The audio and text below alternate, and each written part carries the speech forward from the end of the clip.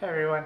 So I wanted to do a quick video. I've been hearing this a lot of people that want to be creative. They just don't know where to start. They're thinking that they need to create something that inspires others. It has some kind of deep meaning.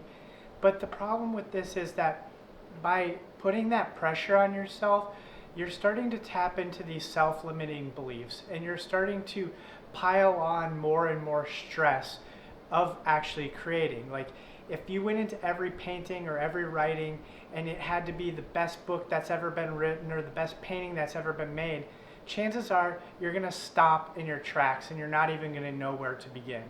So rather than focusing on these roadblocks and putting all this pressure upon yourself to not be able to move forward, what if you reframed it and you thought about every painting or every writing or every sculpture as an exercise in a way to improve yourself, in a way to tap into your own creativity.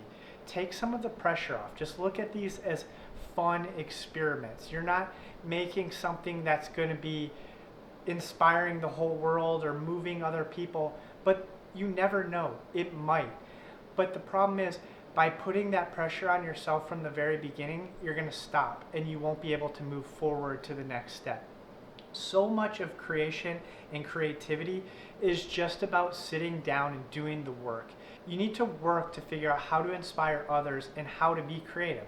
Creativity is a skill and it takes repetition, it takes practice. So just sit down, try to do anything. It doesn't matter what it is. It doesn't matter if it's good, if it's bad, if it moves somebody, if it's your favorite thing you've ever done. I've been doing these exercises of the Picasso experimentation method where I'm just going straight to the illustration board and just working.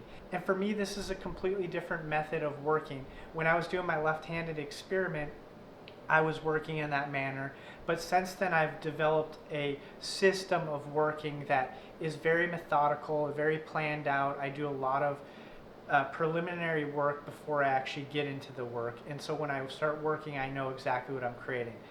But by moving into this kind of experimental phase of exploring and letting the painting bring me to creativity and seeing what's going to come out of it, it feels a little bit stressful.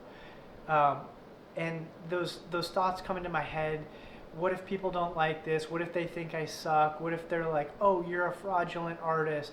What are my friends going to think?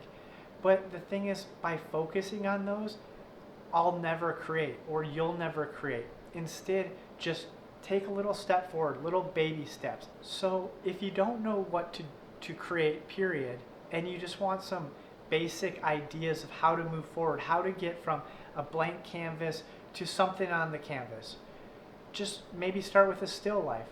What are you seeing outside your window? Draw some kind of object in your house, like a TV remote, a cup, a flower. It doesn't matter. Just the act of actually creating and drawing and doing this is going to start to build up that creative muscle. And just do this a little bit at a time. So maybe you pick a flower. So today you draw a flower. Do the best you can. Cool, it's done. Tomorrow, do the same thing, the same flower. Try it again. And then the next day, the same thing. By working in this repetition, you'll start to evolve your style. You'll start to see things that work for you. You'll start to learn from the previous ones.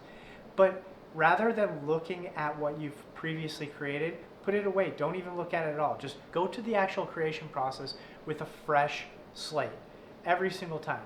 Maybe you want to be a writer. Maybe you go outside and you write about, what does a cloud look like? What is the cloud made of? Describe the cloud to somebody that's never seen a cloud before.